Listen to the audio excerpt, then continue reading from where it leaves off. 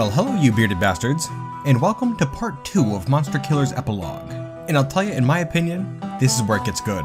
Now, last episode we focused on the dwarves mainly, the ones who lived in Ushangvagush and what came of them, as well as the civilization at large, but there is one dwarf that we left out. A dwarf who has definitely become one of my favorites. Oh hell, I'm gonna say it, she is my favorite. Ushangvagush, the Bat Killer, one of the greatest leaders and greatest villains that this world has ever known. What the hell happened to this dwarf? Things started out so promising, didn't they? But you know, I think the shock of seeing her fortress backslide towards ruin really is what set her off. That paired with reading the prophecies from the foundations of City Seduce. Then she had those necromancer books, was able to see what they could do, and eventually figured that that was the only way to bring the fortress back from the brink. Which doesn't really seem to have worked so well, or at least not in the way she had originally envisioned. Now, we're talking my own personal headcanon here, but I like to picture Obak falling down into that pit. A terrible fall, sure, but survivable. She lands down in the darkness, next to the remains of that scholar perhaps, and then off in the darkness she hears something stirring, the great flapping of leathery wings, and then Stalkhob lumbers into view. Now, I'm gonna say that because Queen Obak spent so much time around Stalkhob's cage, that the two kind of formed a slight bond. Enough for the beast to not kill her immediately anyways. The creature had just eaten, and so didn't need a meal for a while. Maybe between Obak's brains and Stalkhob's brawn, they were able to force their way out of there and escape. And then things just went from there.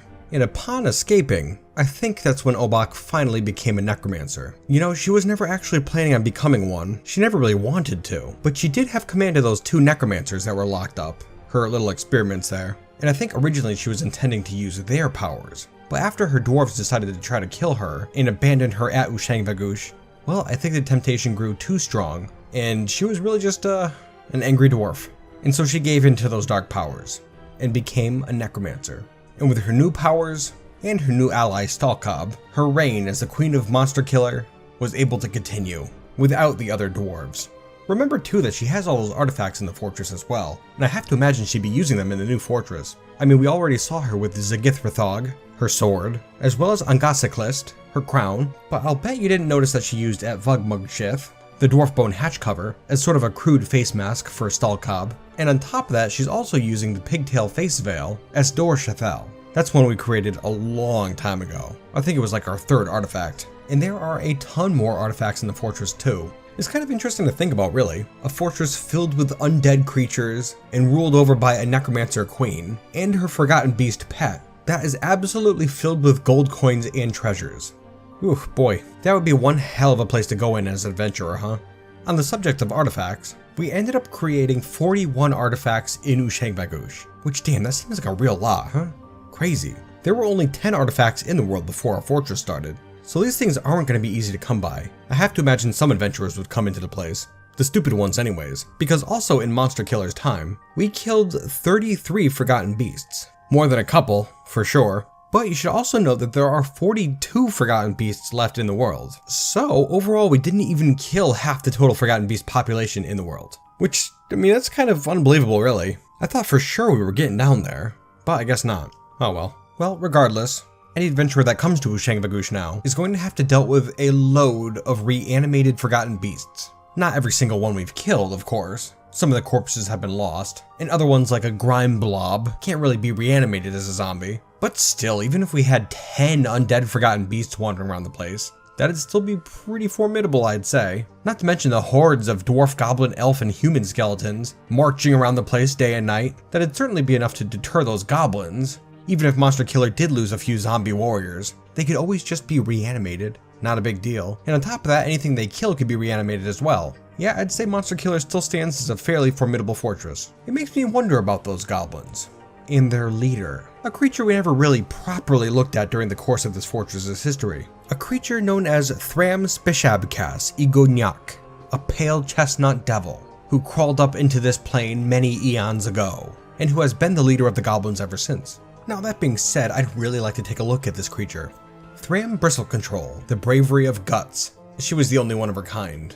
A huge monkey twisted into humanoid form with external ribs. She has a gaunt appearance, and her pale chestnut hair is long and wavy. Beware her poisonous vapors. She was associated with thunder, storms, and deformity. Yeah, it's certainly a shame we never got a closer look at this creature.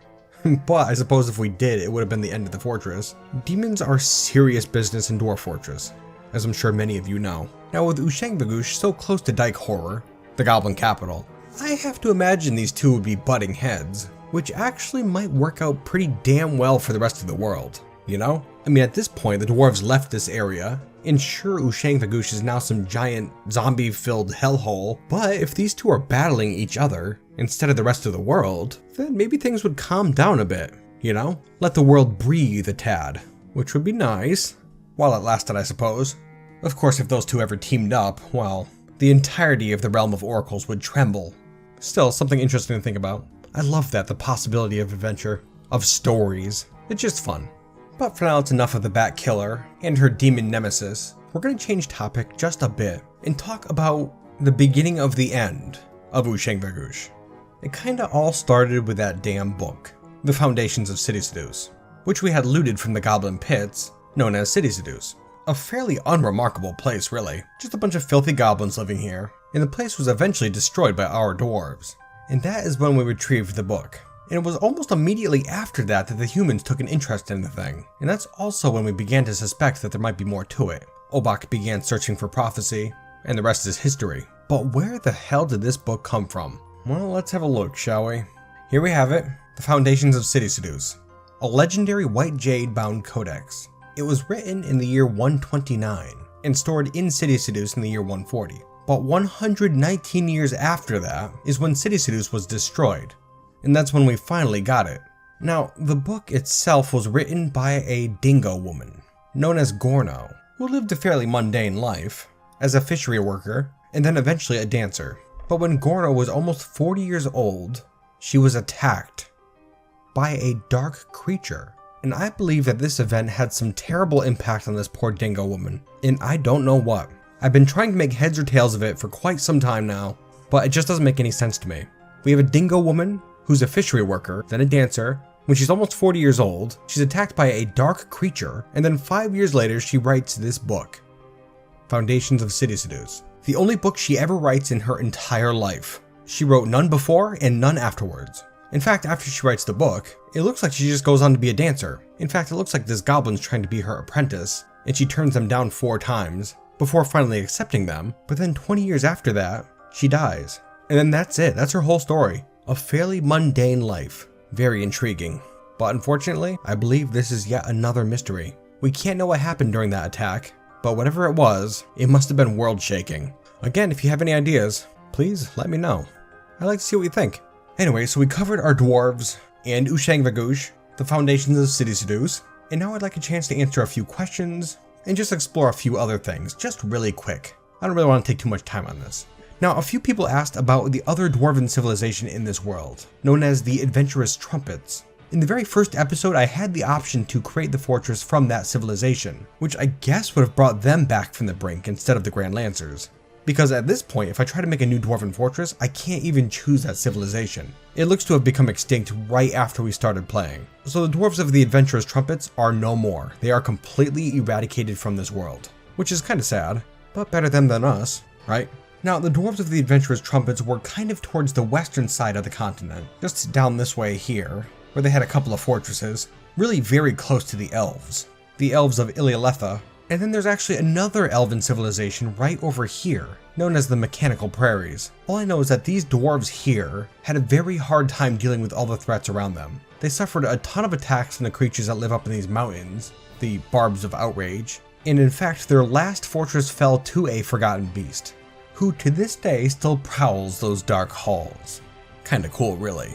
You know, it really is interesting to see the sheer amount of cool things that there are still left in this world. It really lets you know that Dwarf Fortress is truly a game of limitless replayability. Tangent. Sorry. So their last fortress was taken down by a forgotten beast, but their last hillocks, which was over here somewhere, was taken down by both civilizations of elves, who these dwarves were at war with. And it's interesting to note the different characteristics of these two civilizations of elves. I think anyways. The elves of the Mechanical Prairies have shades of blonde hair, or very light brown, and they also have tan skin. compared to the Ilialetha elves, which all have very light skin and scarlet hair. It's just cool. I really like that sort of stuff. That being said, I have no idea what the adventurous trumpet dwarves look like. I never got a chance to see any of them, so they truly are lost to history. There's no way to see them again. Damn shame. Now we're gonna Tarzan a bit, just swing over to these elves, which are actually kind of interesting in this world, I'd say. I mean, they're two small civilizations, just kind of next to each other. Allies, I think. I didn't really see anything about them warring with one another. And something else interesting I noted was that a few of the elves from these civilizations are fairly adventurous, it would seem.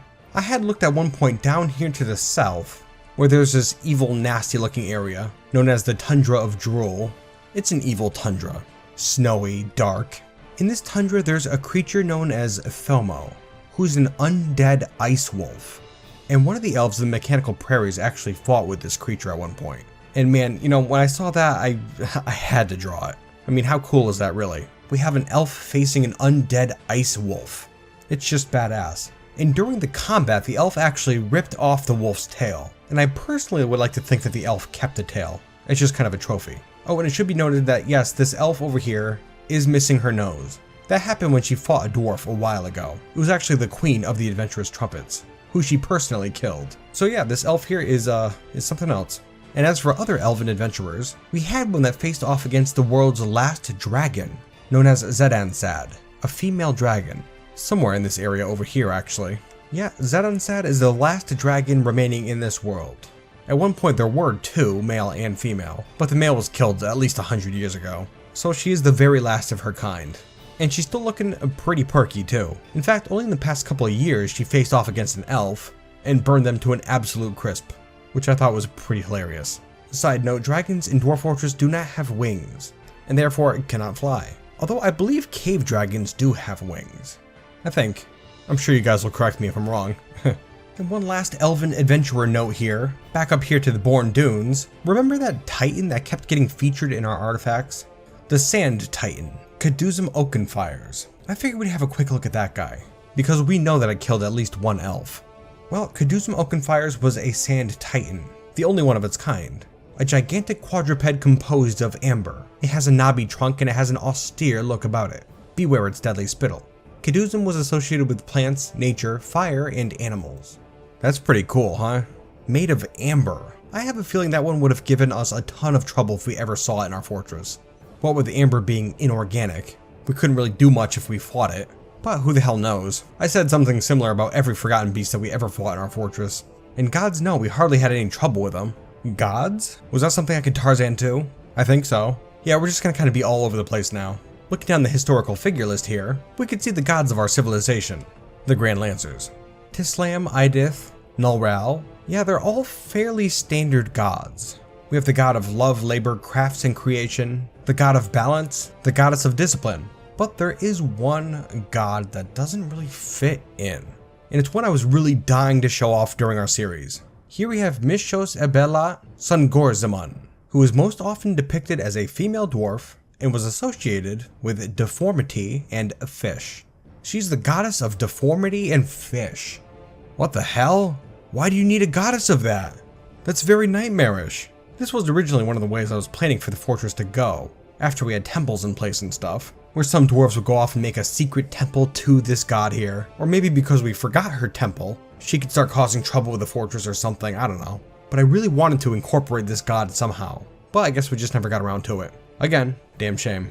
A couple last things here I really wanted to draw. This mountain range right here, this giant sprawling range, is known as the Barbs of Outrage, and it stretches over a pretty good portion of this continent. And in this mountain range lives a couple of ferocious creatures, namely two rock, the gigantic eagle-like creatures, both female by the way. There are no males left in the world, and alongside them there's also a bronze colossus, which we were lucky enough to never have encountered in our fortress. Those guys can be kinda tough sometimes. Although again, I'm sure we would have sent one dwarf out and killed the thing no problem. Just the way our luck was going, I guess. But yeah, when I saw those creatures lived up in these mountains, I had to draw them. That was a pretty damn fun. I'm gonna have to go and do an entire episode like that at some point, I think. Just drawing all the neat stuff from a world, you know? And while we're on the screen here, another thing I do while recording is I'll make a throwaway game, where I will back up my save file, make a copy of the world, and then play as an adventurer or something and just kind of walk around, you know, nothing too interesting, just kind of mess around and stuff. I had started an adventurer down here in the Untamed Kingdoms. And the same night I started the adventurer, there was a full moon in the game, okay? And so I slept as usual, but while sleeping, you can see all those little asterisk symbols all over the map, moving around different groups, but I'm telling you guys, there were a lot of them. So I went to go check them out, and they were weretapir. Every single last one was a weretapir. This world is absolutely infested with the things, which I goddamn believe. Our fortress was attacked several times by them, which is pretty strange. Usually it's a bunch of different werebeasts attacking a fortress, but I guess this world just has a serious problem with weretapir. I'm telling you, it was kinda crazy, but still pretty cool. Whew, okay, so that was a lot of pictures, a lot of information right at the end there, just kind of threw it at you, but I think that's gonna just about do. Oh, you know what? Just thought we have one more thing to attend to before we put down Monsterkiller for good. One last individual we did not check up on that I really have to dig into. Let's do it just real quick. Where the hell are you, my friend? Ah, here we are. Rubsit Fishwastes, who only had one notable kill, Logum, the dog. Now, of course, nobody's gonna know Rubsit by his name, because we always referred to him, or her I suppose, as the Weevil. This poor bastard was stuck in that little cage this entire time, and we never used him for anything, so I'm going to canonically end his story. In all that commotion there, between the dwarves leaving Monsterkiller and Obak fixing up the fortress in her new dark vision, Rubsit was finally able to crash down the door using all his might and escape his prison and begin a new life as a big ol' forgotten beast weevil thing. Perhaps he learned a lesson, perhaps not. I always had a soft spot for this guy, and it's a shame we never got to utilize him. But yeah, so that's that. Enjoy your new life, Rubsit. Anywho, I think that's going to about do it, guys. I know this episode ran pretty long, and the pictures were kind of scattered around all over the place, but I really hope you were able to enjoy it anyways. Thank you so much for watching this episode and the entire Monsterkiller series. Your support means the world to me, and my wife for that matter. You guys all rock, and I hope to see you next time for whatever the hell I end up doing. And until then, you bearded bastards,